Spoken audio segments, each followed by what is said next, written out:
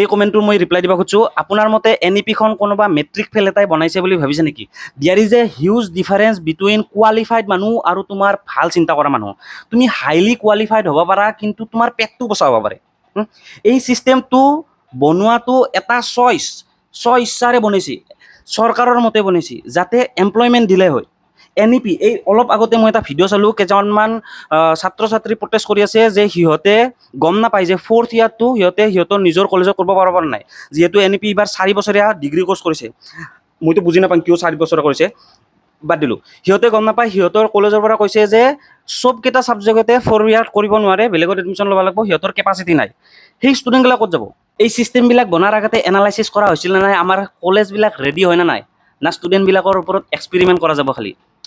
আৰু এই 4 বছৰৰ কোৰ্চ কৰাৰ কি গুৰুত্ব আছে, কি ইম্পৰ্টেঞ্চ আছে এমপ্লয়মেণ্ট দিলে কৰাৰ বাহিৰে? মোক বুজাই দি হা ভাই।